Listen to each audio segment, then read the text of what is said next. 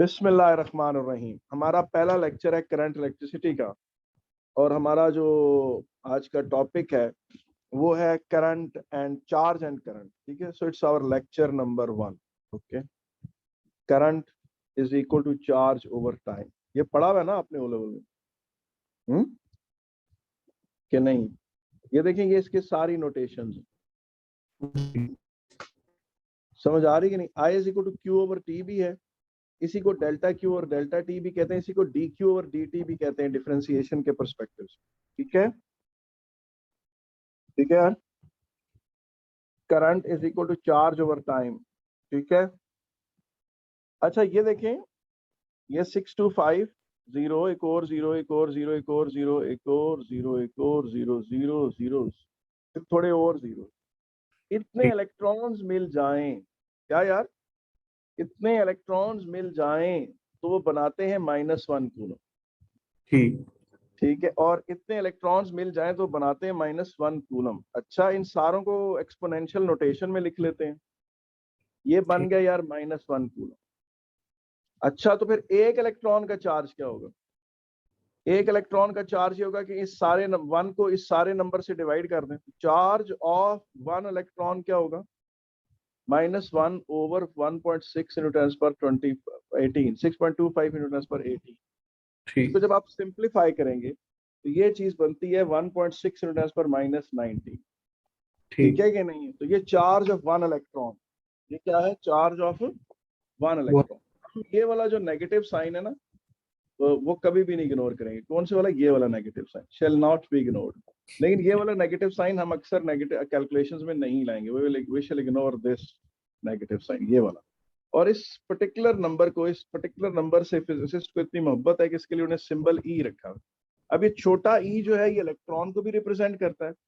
छोटा ई जो है 1.6 इंटू 10 पर -19 कूलम को भी रिप्रेजेंट करता है। और यही चार्ज ऑफ प्रोटॉन भी। चार्ज, और चार्ज किस में मेजर होता है? कूलम्स में मेजर होता है। ठीक कोई इशू तो नहीं है यार यहाँ तक? नहीं सर। अच्छा अच्छा, तो सिंबल ई जो है वो रिप्रेजेंट्स इलेक्ट्रॉन या चार्ज ऑफ इलेक्ट्रॉन और पॉजिट्रॉन, प्रोटॉन। ठीक है कि नहीं? यानी ये symbol in mathematics, symbol E is also used to represent an irrational number 2.718। तो वो हमने इस्तेमाल करेंगे। ठीक है, छोटा ई जो है वो 2.718 को भी इस्तेमाल करता है। तुम्हारे पास अभी कैलकुलेटर पड़ा हुआ है तुम्हारे सामने? जी सर। तुम जरा ये वाला बटन प्रेस करो, शिफ्ट जी LN वाला। तुम्हारे सामने स्क्रीन पर ई के साथ डब्बा आ गया होगा। सर शिफ्ट और क्या करना? शिफ्ट के बाद LN प्रेस करो जरा।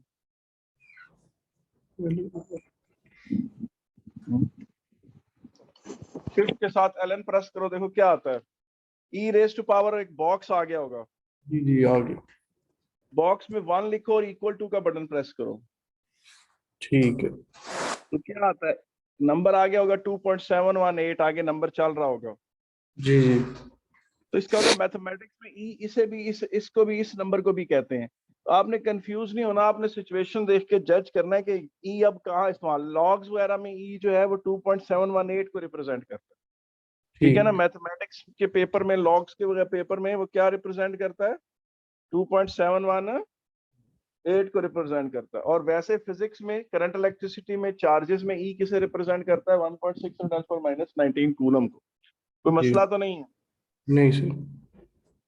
समझ आ गई बात? ठीक है, जी अच्छा जी। अब आप देखें यार, moving charge is a current. Moving charge क्या है? Is a current. ठीक है जी ना? Moving electron represents a current. जी moving proton represents a current. ठीक है कि नहीं है? और उसके बाद moving positive ion represents a current.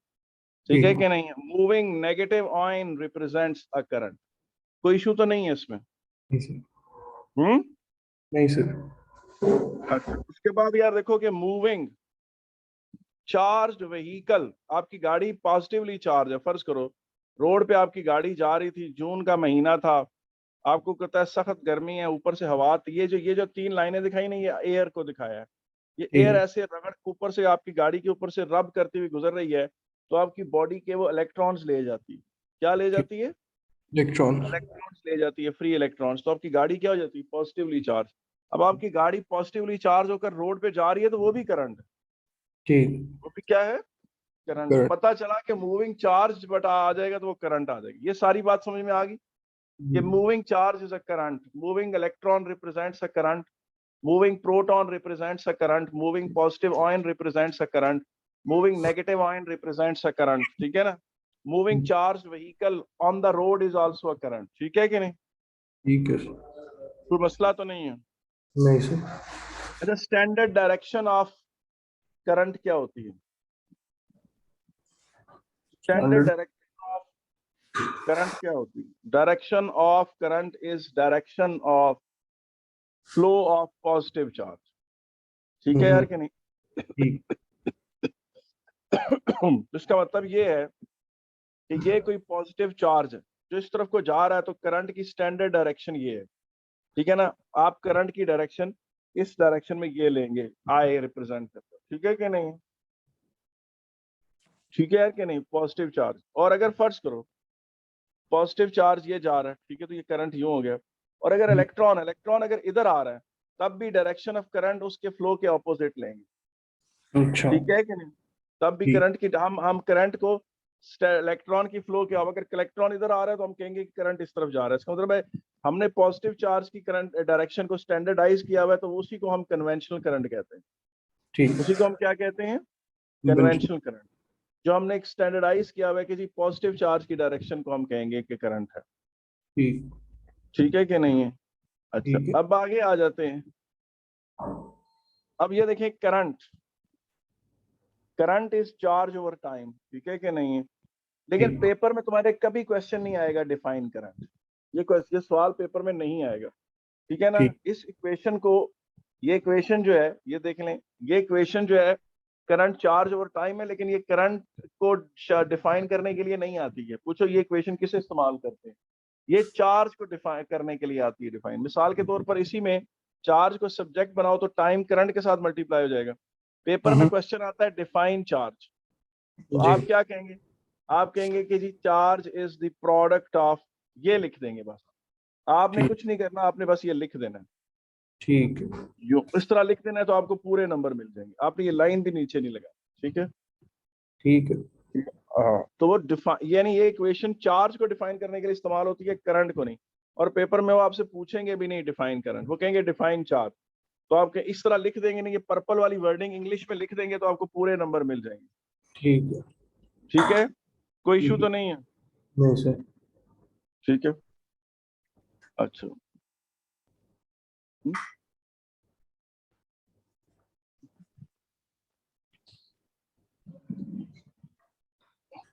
जी जी। जी सर। अच्छा, define one coulomb. Define one coulomb. One coulomb क्या है? One coulomb is equal to 1 ampere into 1 second. तो 1 coulomb is a charge passing will if current of 1 ampere exists in a wire for 1 second।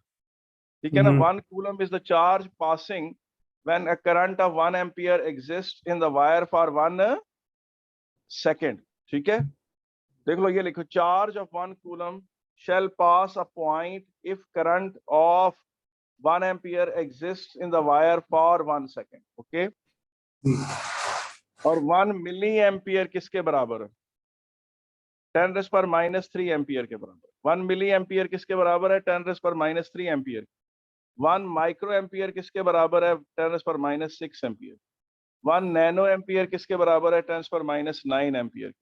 और 1 pico ampere किसके बराबर है? 10⁻12 ampere. कोई issue तो नहीं है? नहीं सर। हम्म?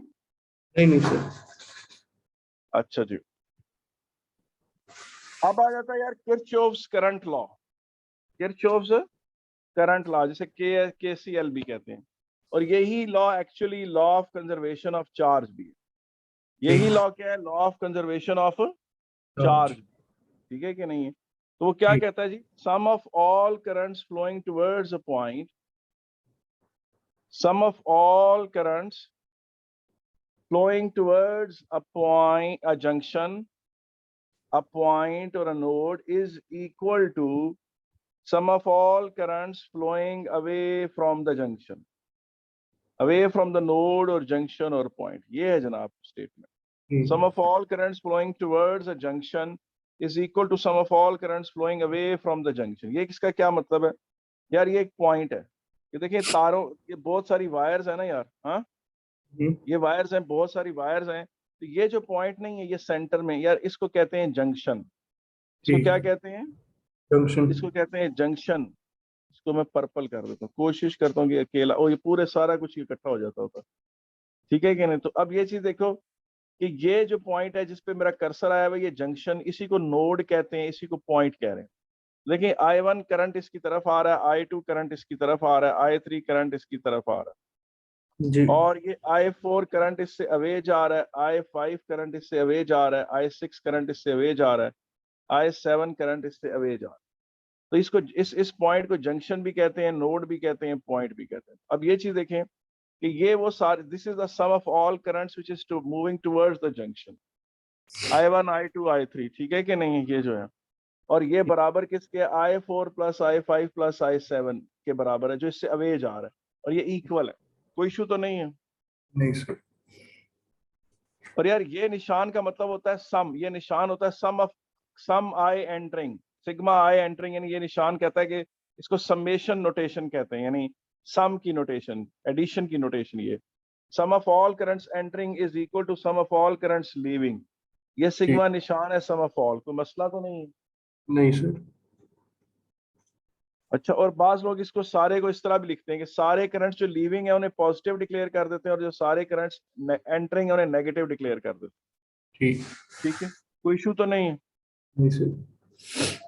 ठीक है, अच्छा जी, अब आगे देखते हैं।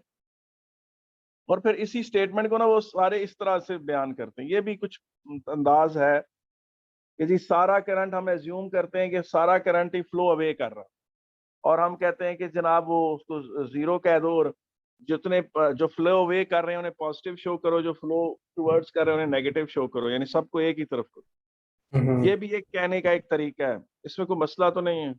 नहीं सर। अच्छा यार, बैटरियां जो होती हैं ना बड़ी कंजूस होती हैं। क्या होती हैं? कंजूस।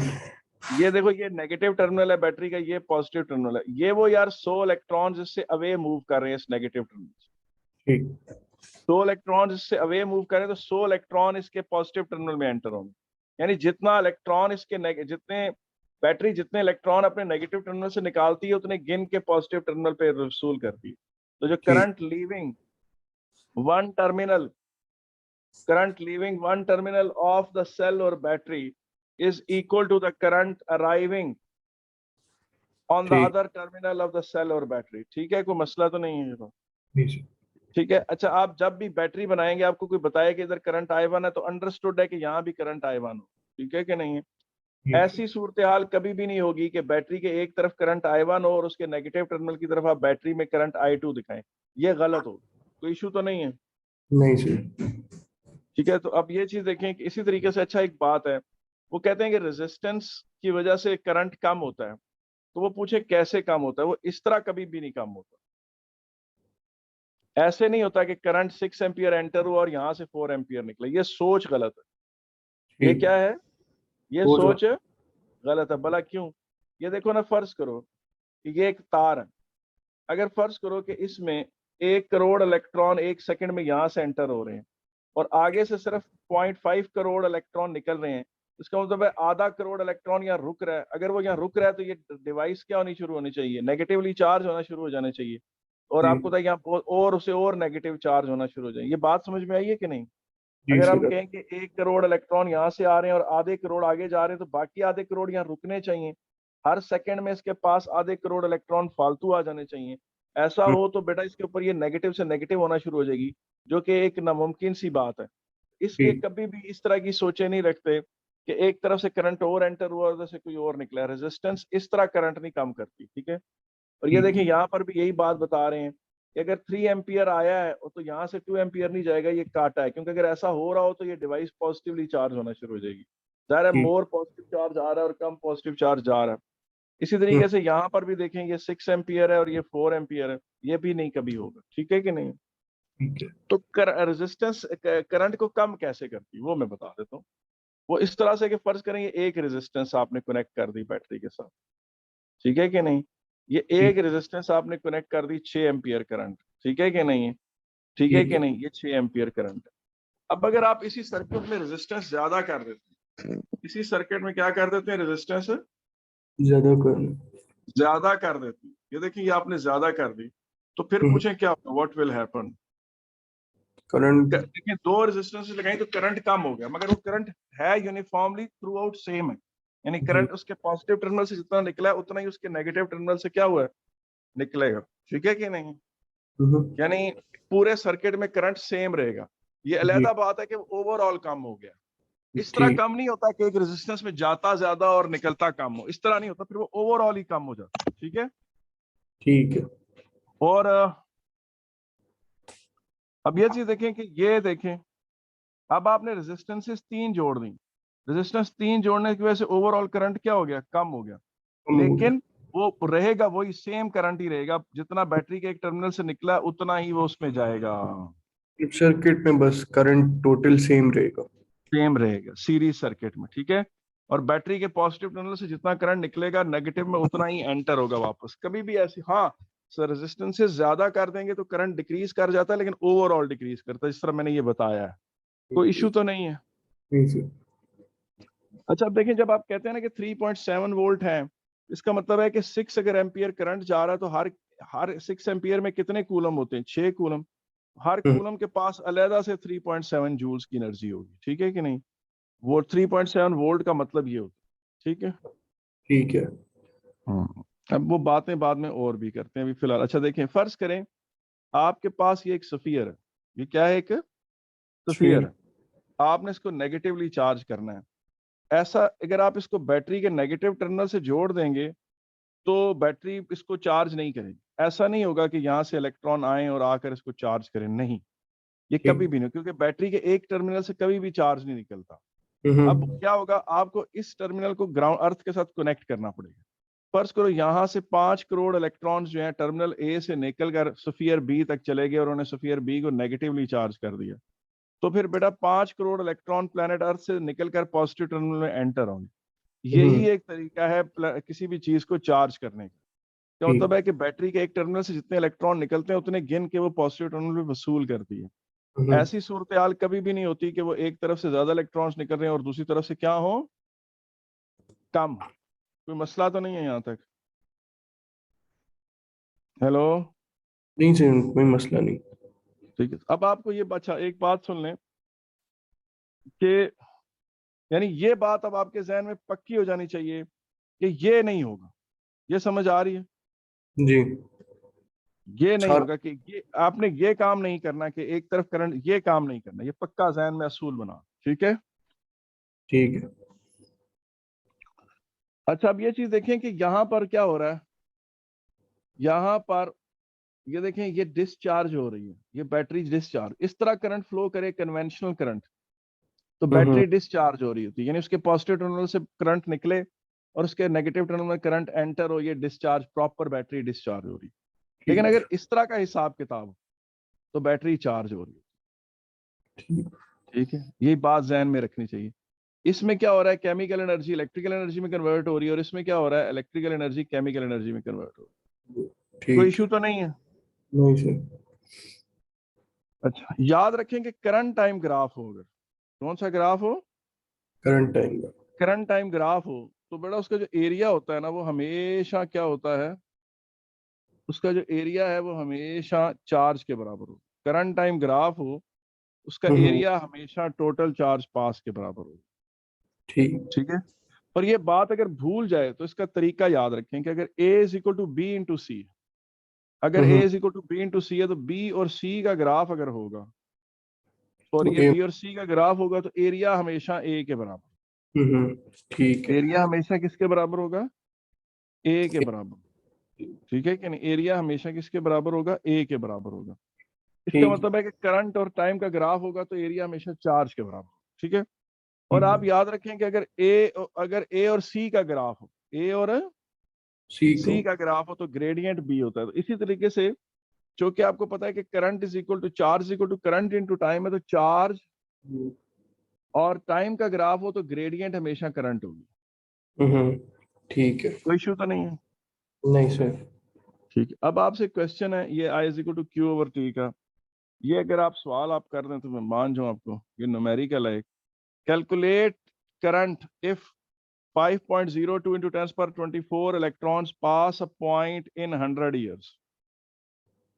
Calculate current if 5.2 into 10 per 24 electrons pass a point in 100 years. जी, ये कैसे करेंगे? सर ये 100 ईयर्स को सेकंड में कन्वर्ट करना है या नहीं? जी बिल्कुल करना है, वरना तो आपको बिल्कुल माफी नहीं थे। इट्स नॉट भी, देखें ये 100 ईयर्स है, इसको 365 से मल्टीप्लाई करेंगे तो 365.25 से तो ये डेज में आ जाएगा। 24 से मल्टीप्लाई करेंगे तो आवर्स में आ जाएगा। 60 से मल्टीप्लाई करेंगे तो मिनट्स में, और फिर 60 से मल्टीप्लाई करेंगे तो सेकंड्स में। सेकंड्स में। और ये टी आ गया जनाब। और ये देखें current is equal to charge over time, charge N E over time, है ना जी। एन नंबर ऑफ इलेक्ट्रॉन्स है वो 5.2 into 10 पर 24 है, और ई चार्ज ऑन 1 इलेक्ट्रॉन है, तो ये इसके बराबर होगा। कोई इशू तो नहीं है? नहीं सर। समझ आ रही है कि नहीं आ रही? जी सर आ रही। और यार जब आप इसको कैलकुलेट करोगे तो ये बन जाएगा 2.6 into 10 पर -4 एम्पियर, और इज इक्वल टू 0.26 into 10 पर -3 एम्पियर, और 260 into 10 पर -6 एम्पियर। तो इसको आप 260 माइक्रो एम्पियर भी कह सकते हैं, 0.26 मिली एम्पियर भी कह सकते हैं। ठीक। कोई इशू तो नहीं है? नहीं सर। ठीक है, आगे बढ़ो। अच्छा जी, अब जनाब ये है क्वेश्चन नंबर 14।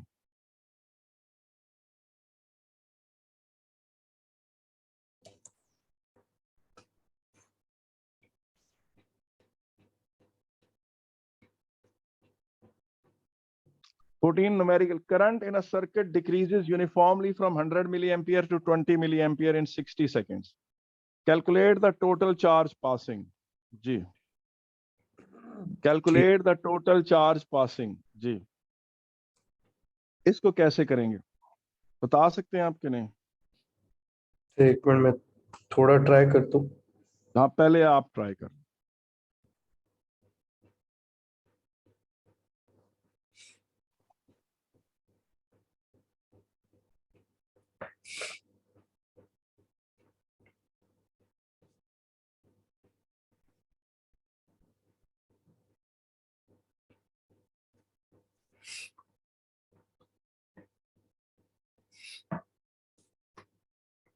हाँ।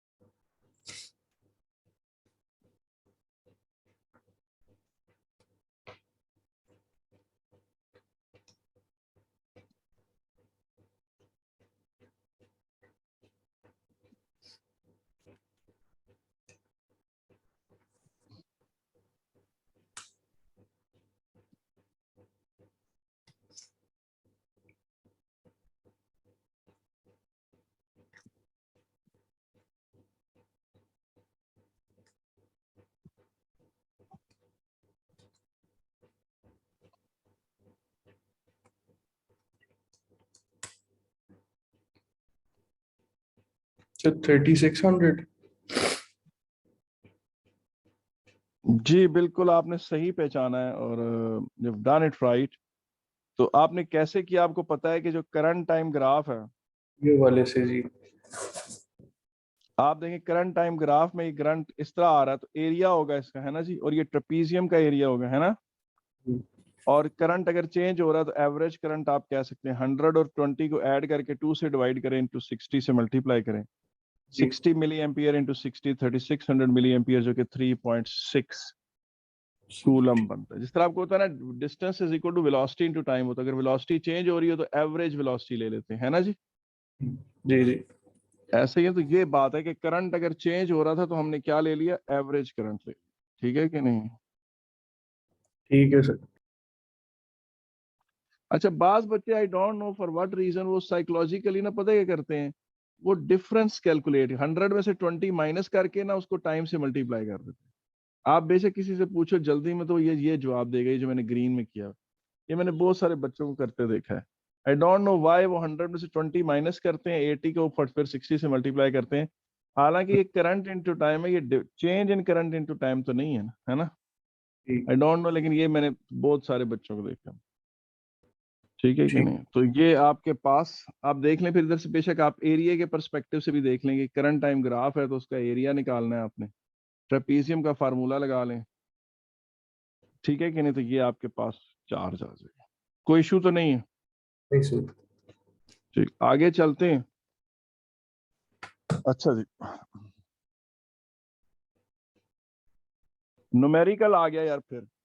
If a current of 160 microampere exists in the wire, calculate the number of electrons passing per second. Calculate the if a current of 160 microampere exists in the wire, calculate the number of electrons passing per second. तो क्या बनेगा? एक second से कर रहा हूँ।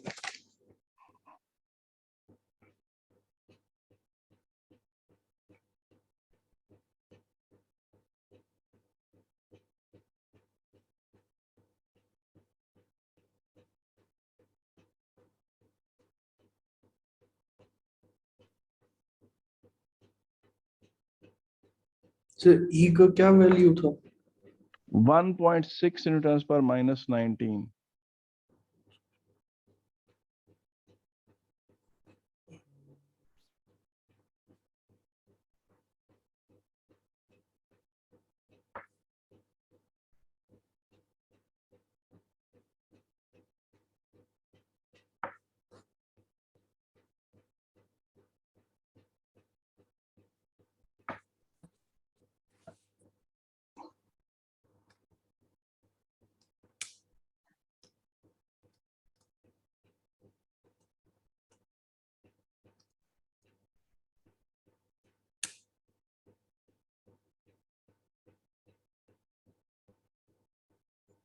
Sir 1 × 10⁻18।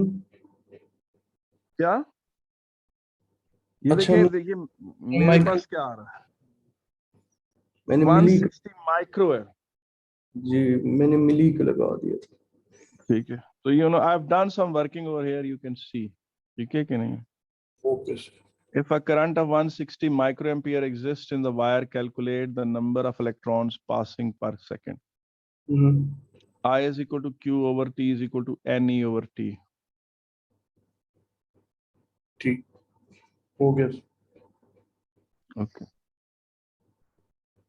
Now the number of electrons per second जो है, अच्छा, you can also make N over T as the subject, okay, over here. And you can rearrange the formula. इस सिर्फ इस E को इधर नीचे ले जाओ तो I over E बन गया।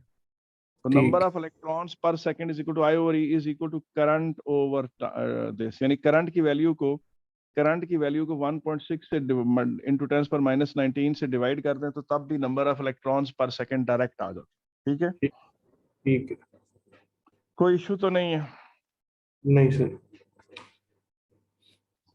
अच्छा यार, ये देखो, ये एक डिस्क है, इस डिस्क पे इस तरह करके ना एक स्टड सा लगा हुआ, और वो स्टड पॉजिटिवली चार्ज, और ये देखो इसमें मुख्तलिफ स्टड्स हैं। ये स्टड नंबर 1 है, ये स्टड नंबर 2, ये स्टड नंबर 3, ये स्टड नंबर 4, ये 5th स्टड है, और ये 6, ये सारे स्टड्स। और फर्ज करें टोटल n स्टड्स, मैंने सारे नहीं बनाए, और लेकिन सिलेक्ट से कि n स्टड्स हैं जो कि इक्वली स्पेस्ड, और ये O इसका सेंटर है इस वायर का। ठीक है कि नहीं? ठीक है। और आप एज्यूम करें कि इसके ऊपर ये पॉजिटिवली चार्ज हैं ये स्टड्स। ठीक है कि नहीं? हर स्टड पॉजिटिवली चार्ज है, मैंने सबके साइन नहीं दिखाए, लेकिन ठीक है कि नहीं? ये ठीक है। यूं करो, ठीक है, ये यूं, और बाकियों के भी नहीं दिखाए। n स्टड्स हैं और हर स्टड पे चार्ज जो है वो Q। Disk has n studs, E carrying a charge of Q each carrying a charge of Q, हर एक पर छोटा charge Q। This disk makes P rotations per second, ठीक है ना। क्वेश्चन ये है कि this disk makes p rotations per second, write down an expression for the current at the circumference. कर सकते हैं आप कि नहीं? Write down an expression, write down an expression for the current at the circumference. जी हाँ, एक minute try करता हूँ मैं।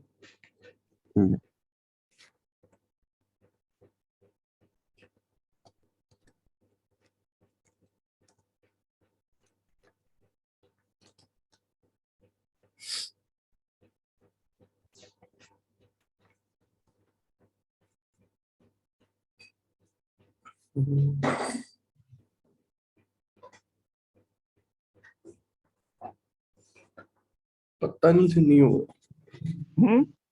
नहीं हुआ। अच्छा देखिए, ये डिस्क जब आप एक दफा आपके सफर करें, आप यहां से खड़े होके देख रहे हैं, ये आपका ऑब्जर्विंग पॉइंट है। ठीक ठीक। है। जब ये डिस्क एक पूरा चक्कर लगाती है आपके सामने से, तो कितना चार्ज गुजरता है? एन क्यू ना। जी। ऐसा है कि नहीं है? और जब एक चक्कर लगाएगी तो चार्ज आपके सामने से कितना गुजरेगा? N Q. हम्म। और अगर फिर दो चक्कर लगाएगी तो कितना गुजरेगा? 2NQ, और तीन चक्कर लगाएगी तो? PNQ, और चार चक्कर लगाएगी तो क्या होगा? 4NQ। तो फिर total charge on the disk जो है वो तो हो गया जी एन क्यू, और एन ये उनके चक्करों के करंट हो गए। तो पी चक्कर लगाएगी तो कितने होंगे? P N Q. ठीक है। और पी एन क्यू चार्ज आपके सामने से एक सेकंड में गुजर जाता है, तो हैंस करंट फिर क्या होगा? P N Q. ठीक है। कोई इशू तो नहीं है? नहीं सर। अच्छा जी, एक और आ गया न्यूमेरिकल, बड़ा जालिम न्यूमेरिकल। क्या है? जम। ठीक है, अब जालिम न्यूमेरिकल ये है।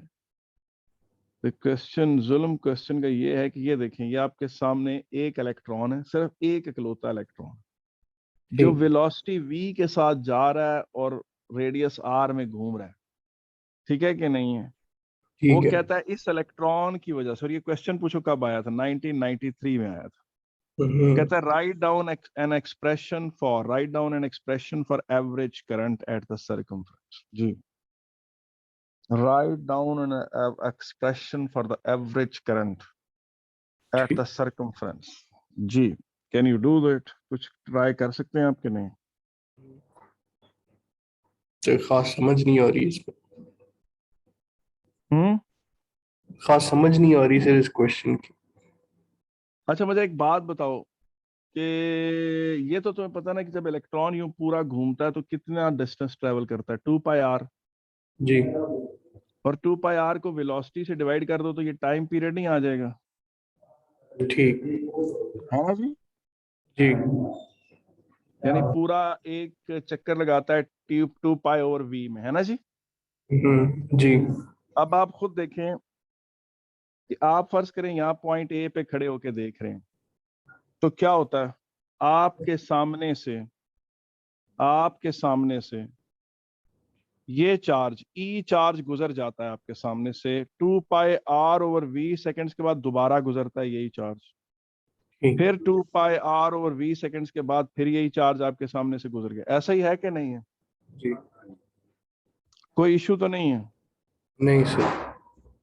यहां तक ठीक है? जी। अच्छा मुझे एक बात बताओ, फर्ज करो कि महीने की पहली को मेरे अकाउंट में आ जाते हैं 60,000 रुपये। ठीक। हम्म। और फिर 29 दिन नहीं आते, यानी बाकी 29 दिन मेरी तनख्वाह नहीं आती, फिर 30th डेज के बाद फिर तनख्वाह आती है। ऐसा ही है ना कि नहीं? जी। तो मैं इसको दो तरीकों से डिस्क्राइब कर सकता हूँ। मैं कह सकता हूँ जी कि मेरी फर्स्ट को मेरी इनकम होती है 60,000 पर डे, और फिर हम्म। 29 डेज मेरी इनकम जीरो है। मगर अगर मैं इसी 60,000 को 30 डेज से डिवाइड कर दूं, तो मैं कह सकता हूँ कि मेरी average income 2,000 rupees per day है। कह ठीक। सकता हूँ कि नहीं? कोई जी इसमें बुरी सर। बात तो नहीं है? नहीं अब सर। वो कहता है जी कि ये देखें, ये करंट टाइम ग्राफ, वो कहता है इतना चार्ज मेरे सामने गुजर गया, और फिर 2πr/v सेकंड्स के बाद दोबारा गुजर गया, फिर 2πr/v सेकंड्स के बाद दोबारा गुजर गया। ऐसा ही है कि नहीं? जी। जब इलेक्ट्रॉन मेरे सामने नहीं था तो उसका करंट क्या था? 0, है ना जी। जब इलेक्ट्रॉन पीक्स पॉइंट नंबर उसके पास नहीं था, ए के सामने से नहीं गुजरा, उस वक्त करंट 0 था, लेकिन जब गुजरा तो उस वक्त कुछ था करंट। मगर हम्म। अगर मैं टोटल चार्ज ई को उस 2 πr/v से डिवाइड करूं, तो फिर पूछो क्या आएगा, व्हाट विल हैपन? मेरे पास एवरेज करंट नहीं आ जाएगा। जी। ये बात ठीक। आपको समझ में आई है सही तरह से कि नहीं? तो ये थोड़ी सी अगर और एक्सप्लेन कर ले। जी मैं एक्सप्लेन कर, देखो ना, मैंने कहा मेरी तनख्वाह आई, यकम को आकर अकाउंट में जमा हो गई, फिर जी। 29 दिन मुझे तनख्वाह नहीं मिली। ठीक। तो मैं इस बात को 2 तरीकों से डिस्क्राइब कर सकता हूँ। मैं कहता हूँ फर्स्ट को मेरी इनकम थी 60,000 पर डे, ठीक। और बाकी 29 डेज पे मेरी इनकम थी 0। मगर मैं ठीक। ये भी तो कर सकता हूँ ना कि 60,000 को मैं 30 से डिवाइड करके, क्योंकि मेरी एवरेज इनकम 2,000 पर डे है। जी। जी। ठीक है कि इसमें जी। कोई बुरी बात तो नहीं है ना? नहीं सर। अब इलेक्ट्रॉन तुम्हारे सामने से गुजर रहा है, घूम रहा है, तुम पॉइंट ए पे खड़े होकर उसे देख रहे हो। जब वो तुम्हारे सामने से गुजरता है तो एक बड़ा करंट, फिर यहां से लेकर यहां तक नहीं गुजरता तो वो तुम्हारे सामने कोई करंट नहीं है। वो एक ठीक। पल्स ऑफ करंट है ना, आती है गुजर जाती है ना जी। एक पल्स ऑफ करंट है जो आती है और गुजर जाती है। जब ठीक। गुजर रही होती है तो उस वक्त वो एक करंट है, ठीक ठाक। मिसाल के तौर पर देखें, ये जो मैंने पर्पल में किया है, ये वो करंट है जो आपके सामने से गुजर रहा है। ठीक। फिर आप नोट करें कि वो काफी देर आपके सामने से नहीं गुजरता, तकरीबन इतनी देर लग जाती है, जिसको मैं अभी ये ग्रीन कर रहा हूँ, इतनी देर गुजर जाती है, 2 πr/v सेकंड, देखो जरा नीचे, है ना। जी। फिर आपके सामने से वो दोबारा गुजरता है ना जी। और फिर वो 2 πr/v सेकंड्स के बाद दोबारा गुजरता है। ऐसा है कि नहीं है? जी सर। अगर मैं 2 πr/v से, मैं ये भी कह सकता हूँ कि जब गुजर रहा था तो उस वक्त बड़ा करंट था और बीच के टाइम पे करंट नहीं था। मगर अगर मैं इस पर्पल के कलर के जो माउंटेन है, इसको 2 πr/v से डिवाइड कर दूं, तो मेरे पास एवरेज करंट थ्रू आउट नहीं आ जाएगा। इस जी। सरकमफ्रेंस पर इतना एवरेज करंट एग्जिस्ट कर रहा है ना। जी। समझ आई कि नहीं आई? जी सर आ गई है। तो तुम देखो, इस ये चार्ज है जिसको मैंने पर्पल से है, और इसको डिवाइड में किससे कर रहा हूँ? टाइम से। चार्ज हम्म। ओवर टाइम का फार्मूला लगा रहा हूँ। अब मैं चूंकि जो चार्ज गुजर गया और फिर इतनी देर बाद दोबारा आया, तो इस फुल टाइम से जब डिवाइड करूंगा तो मेरे जी। पास एवरेज करंट आ जाएगा, और वो एवरेज करंट ये आ गया। कोई इशू ठीक। तो नहीं है? नहीं सर। कोई मसला तो नहीं? ठीक है। अच्छा जी, अब आ जाता जी आपके सामने एक और क्वेश्चन आ गया जी। ठीक है जी, ठीक। ये देखिए, ये क्या लिखा हुआ है? सिग्मा चार्ज पर एरिया। यार जब इस तरह चार्ज ओवर एरिया कहेंगे तो ये कौन सी डेंसिटी होगी चार्ज की? ये एरियल डेंसिटी होगी। वैसे तो ठीक। हमको पता है ना, मास की डेंसिटी क्या होती है, मास और वॉल्यूम। मगर अगर आप चार्ज को एरिया से डिवाइड करेंगे तो वो चार्ज आएगा चार्ज पर यूनिट एरिया। क्या ठीक। आएगा? Charge per unit utility. Area. ये देखिए, ये क्वेश्चन है। अब आप देखेंगे इसमें है क्या। ये यार एक बेल्ट है, लेदर की, क्या है, बेल्ट है, जो ठीक। पीले कलर में ये जा रही। ये इसका मतलब है यहाँ से बेल्ट आगे कंटिन्यू कर रही है, मैंने बनाई नहीं। और इन हम्म। जैग्ड लाइंस का मतलब भी है कि बेल्ट आगे कंटिन्यू कर रही है, मैंने बनाई नहीं। ठीक है ठीक। कि नहीं? इस बेल्ट की विड्थ जो है वो W है। ये इस बेल्ट की विड्थ W है। और इस ठीक। बेल्ट, ये पॉजिटिवली चार्ज बेल्ट है। क्या है? ये पॉजिटिवली चार्ज बेल्ट है, इससे कुछ इलेक्ट्रॉन्स छीने में। और ये यूनिफॉर्मली चार्ज बेल्ट है। और इस पे हम्म। चार्ज डेंसिटी जो है, यानी चार्ज पर यूनिट एरिया, इसका सिग्मा है। ठीक। इसका चार्ज पर यूनिट एरिया क्या है? सिग्मा है। कोई मसला तो नहीं है? नहीं सर। अच्छा जी, उसके बाद आप देखिए, ये बेल्ट यूं मूव करती चली जा रही है, आगे चलती चली जा रही है। फर्ज करें ये डिस्टेंस L कवर करती है आपके सामने। फर्ज करें आप इसको यहां से ऑब्जर्व करें, यहां से, ये पॉइंट ए से आपके सामने से L लेंथ गुजर गई 1 सेकंड में। आपके सामने से लेंथ कितनी गुजर गई? एल। 1 सेकंड में L लेंथ गुजर गई। यस, A सेकंड में नहीं, T सेकंड्स में, T सेकंड। L 1 सेकंड में नहीं, T सेकंड। इसमें 30 सेकेंड। T second. ठीक है। This belt is moving with the velocity v. Write down an expression for current. Write down an expression for a current. current. अब हम जब बताएं area of the belt जो आपके सामने है वो कितना है? Area of the belt L W है ना जी, लेंथ इनटू विड्थ है ना जी। और इस एरिया पे चार्ज कितना हमने पढ़ा, चार्ज ऑन द बेल्ट। अब चार्ज ओवर एरिया बराबर है चार्ज डेंसिटी के, तो चार्ज किसके बराबर होगा, चार्ज डेंसिटी इनटू एरिया, और एरिया बराबर है एल डब्ल्यू के। कोई इशू तो नहीं? नहीं, नहीं सर। तो अब करंट किसके बराबर है, करंट होता है चार्ज ओवर टाइम के, तो हम्म, चार्ज है सिग्मा एल डब्ल्यू और टाइम टी है। अब इसमें से एल ओवर टी जो है वो बनाता है वेलोसिटी, डब्ल्यू उसी तरह से आ जाएगा, सिग्मा उसी तरह से आ जाएगा, तो करंट ये आ गया। ठीक है, कोई इशू तो नहीं है? नहीं सर। अच्छा जी, तो अब यहाँ पर बेटा हमारा जो है ना पहला एक टॉपिक खत्म होता है। ठीक है कि नहीं है? मैं इसकी रिकॉर्डिंग यहाँ ऑफ कर